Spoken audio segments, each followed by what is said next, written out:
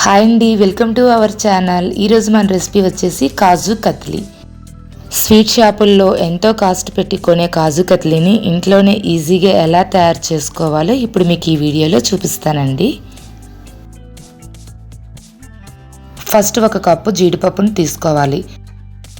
జీడిపప్పును mixie పట్టేటప్పుడు ఇందులో ఉండే ఆయిల్ కంటెంట్ వల్ల ముద్దలా వస్తుంది, కాబట్టి రెసిపీని చేయడానికి అరగంట ముందు ఫ్రిడ్జ్లో పెట్టుకుని తర్వాత మిక్సీ పట్టుకోవడం వలన పొడి పొడిగా వస్తుంది.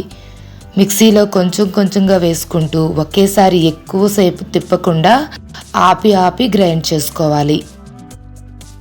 ఈ వీడియోలో చూపిస్తున్నట్లు ఈ విధంగా వచ్చిన తర్వాత జల్లించుకోవాలి.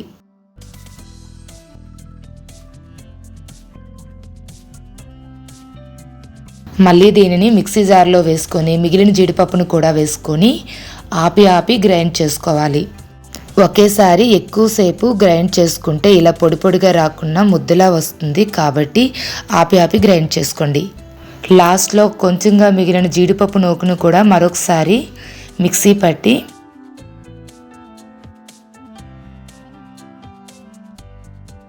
ఇందులో డైరెక్ట్గా వేసేసుకోవచ్చు. చిన్న బరకగా ఉంటుంది, కొంచెమే కాబట్టి వేసేసుకోవచ్చు. ఇప్పుడు ఇదంతా ఒకసారి కలుపుకొని పక్కన పెట్టుకోండి. ముందుగా ఒక ప్లేట్కి కొంచెం నెయ్యి రాసి పక్కన పెట్టుకోండి. ఇప్పుడు స్టవ్ పై కడాయి పెట్టుకొని ఇందులో 1/3 పంచదారను వేసుకోవాలి. అంటే అరకప్పుకి 1 స్పూన్ తగ్గిస్తే సరిపోతుంది. ఇందులో 1/2 కప్పు వాటర్ను వేసుకొని పంచదార కరిగేంత వరకు వేడి చేసుకోవాలి.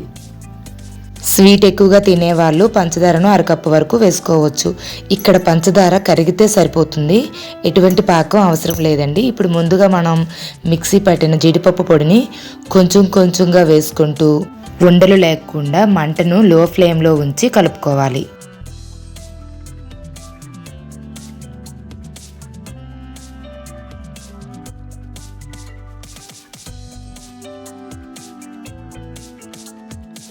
ఇదంతా చక్కగా ఇలా కలిసిన తర్వాత మంటను లో ఫ్లేమ్లో ఉంచి 2-3 నిమిషాలు అలా కలుపుతూ కుక్ చేసుకోవాలి. ఈ విధంగా దగ్గర పడిన తర్వాత కొంచెం తీసుకొని చల్లారిన తర్వాత ఈ విధంగా చెక్ చేసుకోండి. ఉండలా ఫామ్ అయితే సరిపోతుంది. ఇప్పుడు స్టవ్ ఆఫ్ చేసుకొని మరొకసారి కలిపి ముందుగా మనం నెయ్యి రాసుకున్న ప్లేట్లో వేసుకోవాలి.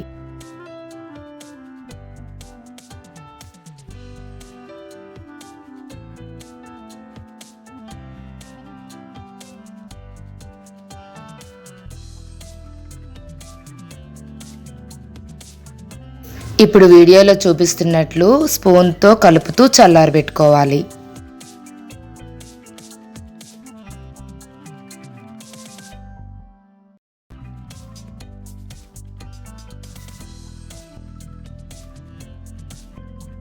చల్లారిన కొద్దీ గట్టిపడుతుంది. చేత్తో తాగగలిగిన వేడి ఉండేటప్పుడు చేతికి కొంచెం నెయ్యి రాసుకొని చేత్తో కలుపుకోవాలి.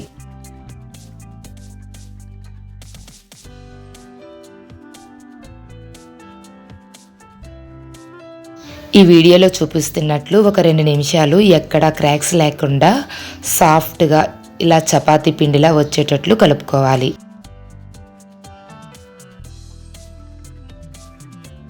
ఈ విధంగా సాఫ్ట్గా కలుపుకున్న తర్వాత ప్లేట్ని వెనక వైపు తిప్పుకొని కొద్దిగా నెయ్యి వేసి రాసుకోవాలి.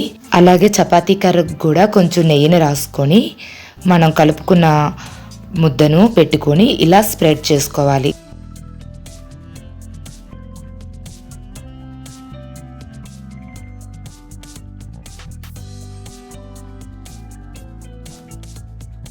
ఇలా స్క్వేర్ షేప్లో వచ్చేటట్లు అడ్జస్ట్ చేసుకుంటూ పాముకోవాలి.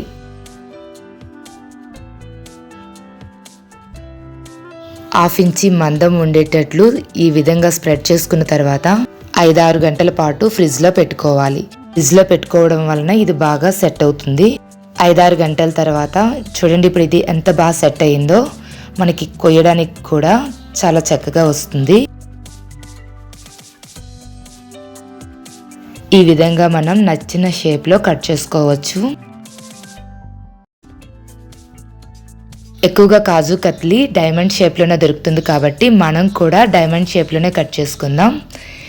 ఎవరైనా ఇంటికి గెస్ట్లు వచ్చినప్పుడు లేదైనా మీరు ఎవరైనా ఇంటికి వెళ్ళేటప్పుడు ఇలా తయారు చేసి ఇవ్వండి. చాలా అంటే చాలా బాగుంటుంది.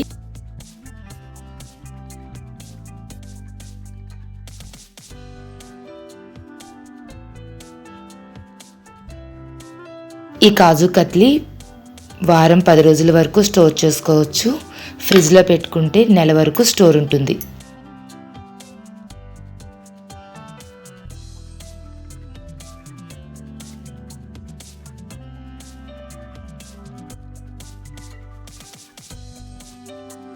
తక్కువ ఖర్చుతో మనం ఇంట్లోనే చాలా సింపుల్గా ఈజీగా తయారు చేసుకున్న ఈ కాజు కత్లీ రెసిపీ మీకు కనుక నచ్చినట్లయితే ఒక లైక్ చేయండి, షేర్ చేయండి, సబ్స్క్రైబ్ చేయండి. Thank you for watching.